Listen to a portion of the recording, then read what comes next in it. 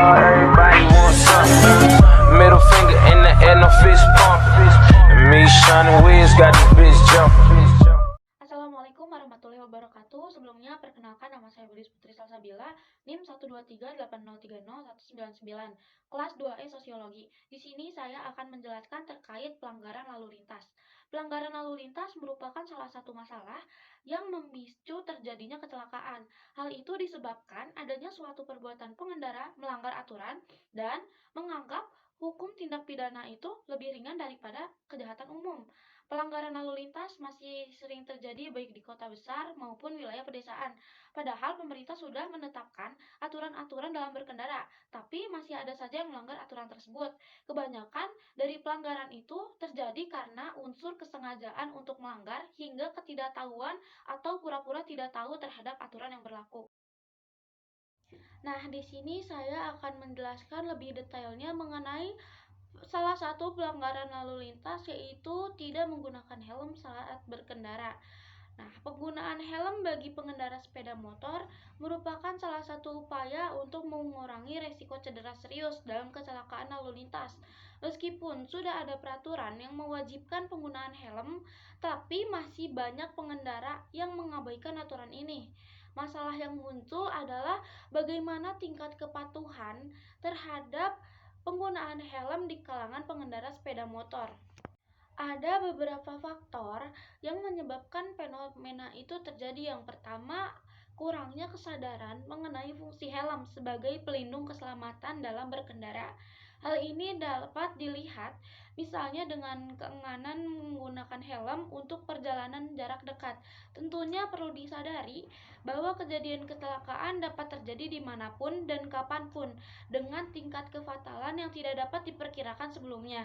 Apalagi cedera kepala adalah penyebab tingkat fatalitas yang tertinggi dalam kecelakaan, sehingga diperlukan untuk pengamanan untuk mengurangi resiko tersebut. Yang kedua, ada motivasi mengenakan helm sebagai pemenuhan kewajiban belaka. Akibatnya, banyak pengendara yang menggunakan helm hanya ketika ada petugas atau di jalan-jalan utama, dan kemudian melepasnya setelah dirasa aman dari pantauan. Pemakaian helm dengan demikian juga dipengaruhi oleh konsistensi petugas dalam melakukan penindakan pada pengendara yang melanggar. Ketika ada kelonggaran, maka pengendara itu cenderung akan lalai menerapkan ketentuan tersebut. Hal ini sebenarnya mencerminkan pandangan yang naif, karena penggunaan helm adalah untuk keselamatan pengendara sendiri, bukan untuk kepentingan petugas. Selanjutnya, saya akan menjelaskan dampak dari seseorang yang tidak menggunakan helm ketika mengendarai motor. Dampak yang ditimbulkan adalah pelanggaran dari Undang-Undang Nomor 22 Tahun 2009 tentang Lalu Lintas dan Angkutan Jalan, Pasal 106 Ayat 8. Pengendara atau penumpang yang tidak memakai helm dikenakan pidana paling lama 1 bulan atau denda sebesar 250. Dampak lain yang ditimbulkan bagi pengendara sepeda motor yang tidak memakai helm adalah tidak adanya pengamanan bagi kepala yang menjadi salah satu bagian vital pada manusia jika terjadi kecelakaan.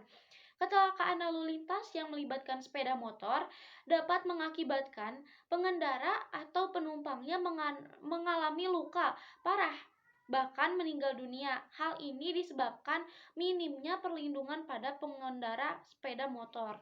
Yang terakhir, di sini saya akan memberikan solusi terhadap para pengguna motor yang seringkali tidak menggunakan helm saat berkendara.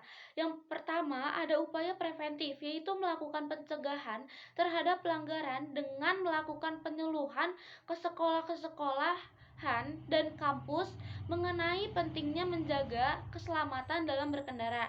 Nah, solusi ini tuh merupakan solusi yang paling penting dilakukan, karena dengan adanya penyuluhan ini mungkin para siswa-siswi ataupun mahasiswa-mahasiswi bisa sadar akan pentingnya menggunakan helm.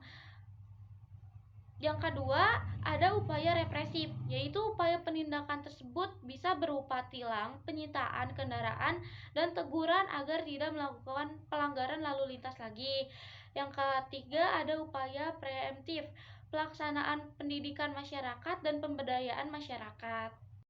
Mungkin penjelasan terkait pelanggaran lalu lintas dari penggunaan helm cukup di sini.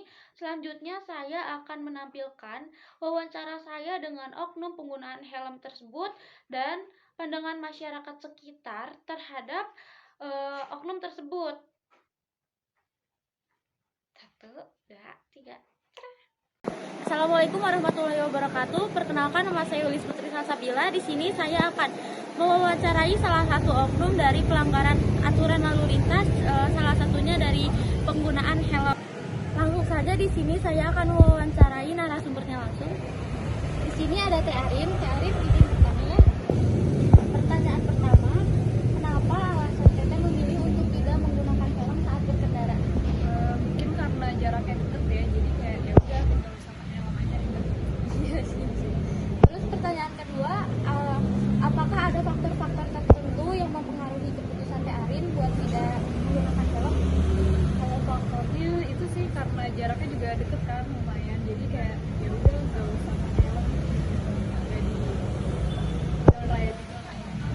Ya, pertanyaan ketiga, bagaimana pengetahuan Teteh tentang resiko cedera atau kecelakaan saat tidak menggunakan helm? Tahu banget sih, kayak kalau nggak pakai helm itu kayak pasti ada aja gitu kan, kayak kecelakaan ya.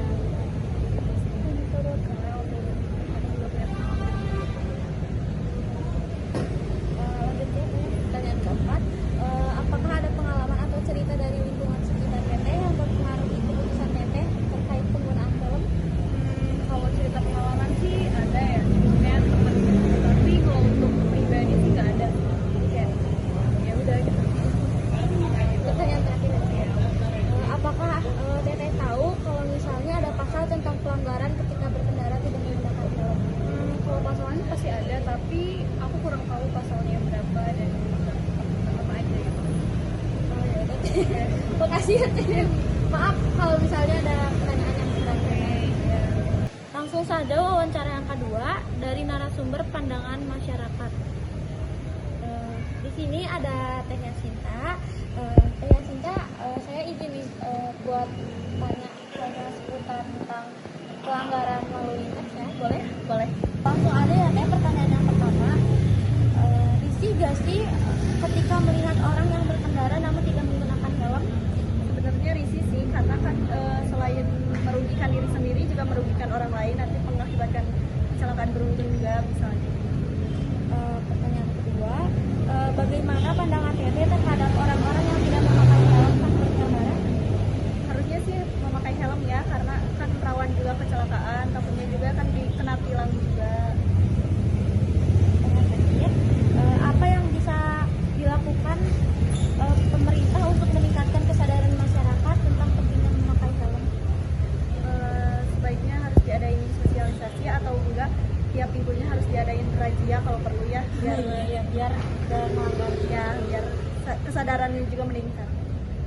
Makasih ya Teh Ya. atas waktunya, udah meluangin waktu buat wawancara ini. Maaf juga kalau misalnya ada kata-kata yang kurang benar. Ya, sama-sama. Makasih ya Teh. Ya. Itulah tadi salah satu wawancara yang saya lakukan terkait pandangan masyarakat ketika melihat oknum yang berkendara namun tidak menggunakan motor. Mungkin sekian penjelasan terkait pelanggaran lalu lintas dari saya. Mohon maaf apabila ada banyak salah kata. Saya mohon maaf yang sebesar-besarnya. Wassalamualaikum warahmatullahi wabarakatuh. Audio Jungle.